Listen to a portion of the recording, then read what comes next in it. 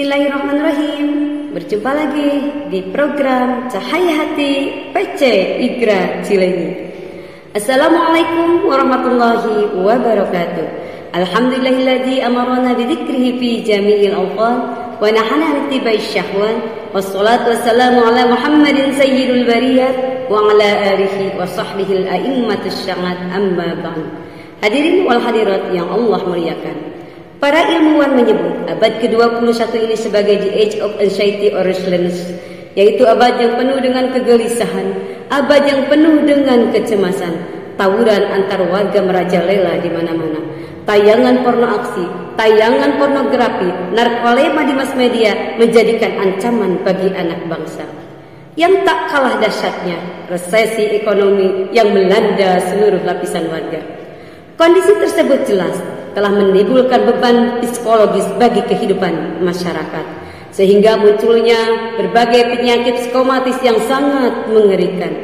Lalu hadirin, bagaimana solusi terbaik menurut Islam agar kita mencapai ketenangan dalam situasi hidup seperti ini? Sebagai jawabannya, pada kesempatan ini kita akan membicarakan zikir, solusi terbaik mencapai ketenangan batin, dengan rujukan firman Allah dalam Al-Quran Surah Ar-Ra'd ayat 28.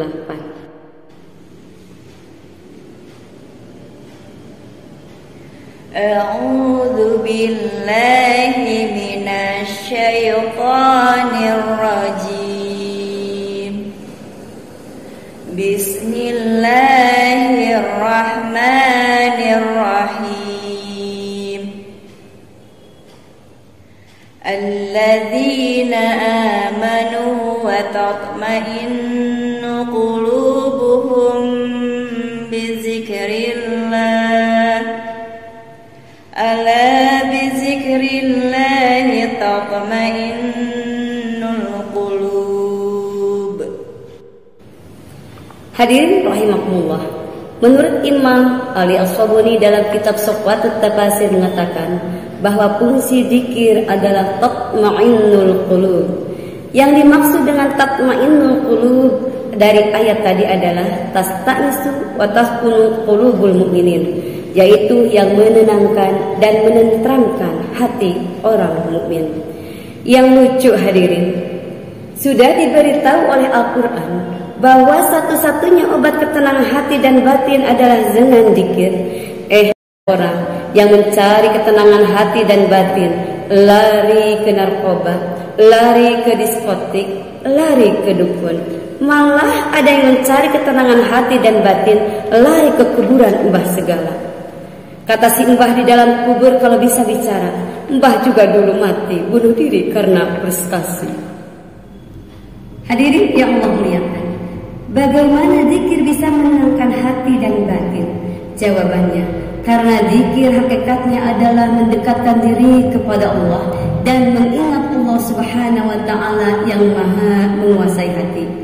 Oleh karena itu, dekatilah Ia yang Maha tenang, dekatilah Ia yang Maha tentram, agar sifatnya itu mengkristal ke dalam jiwa. Menurut Daniel Goleman dalam bukunya Emotional Intelligence menyebutkan, ketika kita dapat mengendalikan rasa cemas dan gelisah, maka kita akan dapat mengendalikan diri.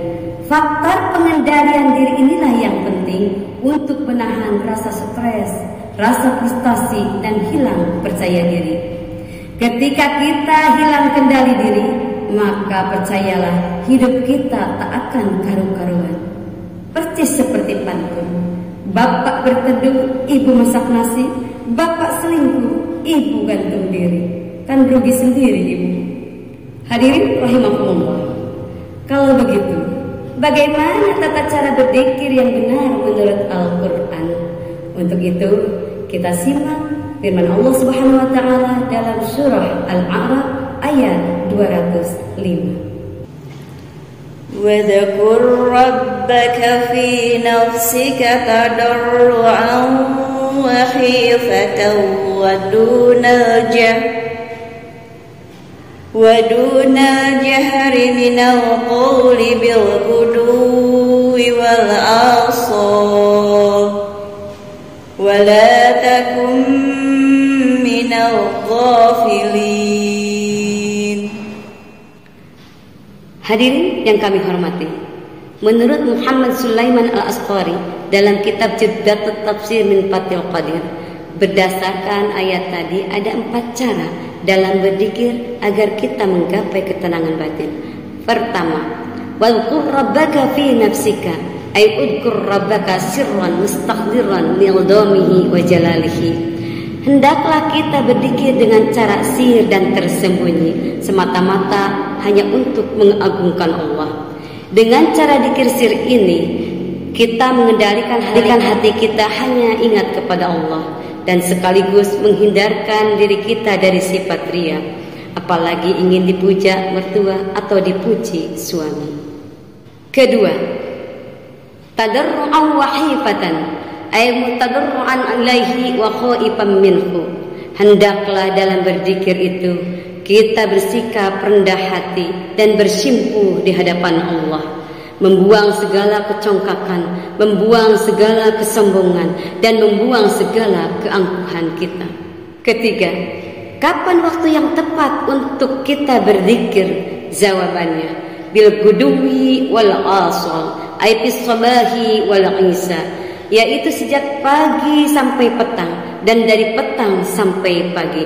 Dengan kata lain, kita harus berzikir dalam setiap waktu. Di mana ada kesempatan, disitulah kita harus berzikir. Keempat, dengan suara bagaimana kita berzikir? Wadunal jahri minal qaul, ay wasatan baina sirri wal jahri. Hendaklah ketika kita sedang berzikir, tidak dengan suara lantang seperti orang yang marah, dan tidak dengan suara merengek seperti orang yang menangis, tetapi berzikirlah kita di pertengahan keduanya. Hadirin rahimakumullah, jika cara berzikir tadi dilaksanakan dengan baik dan benar, maka kata Hujatul Islam Al-Imam Al-Ghazali akan menghasilkan sifat muraqabah, yaitu kita senantiasa merasa diawasi oleh Allah. Seorang pejabat mustahil korupsi, karena apa? Mereka merasa diawasi oleh Allah. Seorang pedagang tidak akan mungkin bohong dan curang, karena apa? Mereka merasa diawasi oleh Allah. Seorang suami tidak akan mungkin bohong dan serong walaupun istrinya tidak nongkrong, karena apa? Mereka merasa diawasi oleh Allah.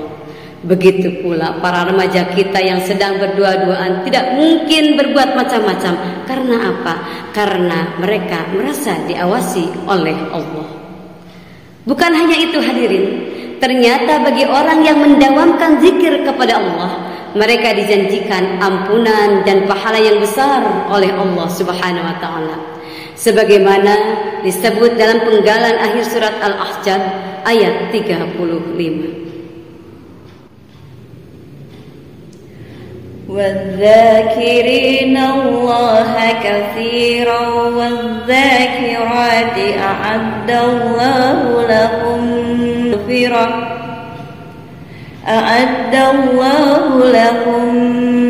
مَّغْفِرَةً وَأَجْرًا عَظِيمًا.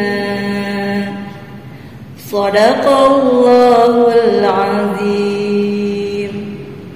Hadirin yang Allah muliakan, dari uraian tadi akhirnya dapat kita simpulkan bahwa hati dan batin dapat saja untuk sementara ditenangkan dengan harta yang melimpah, duit yang banyak, oleh hiburan, obat dokter dan psikiater. Tetapi ketika segalanya tak berarti, apalagi ketika zaman dan situasi semakin tak pasti, maka obatnya hanya zikir pada ilahi. Pesan terakhir dari uraian ini saya tutup dengan pantun. Bunga melati bukan bunga pohon jati, tapi bunga melati bunga nan semerbak di hati. Obat hati bukan dugem dan ekstasi, tapi obat hati adalah zikir pada ilahi. Wassalamualaikum warahmatullahi wabarakatuh.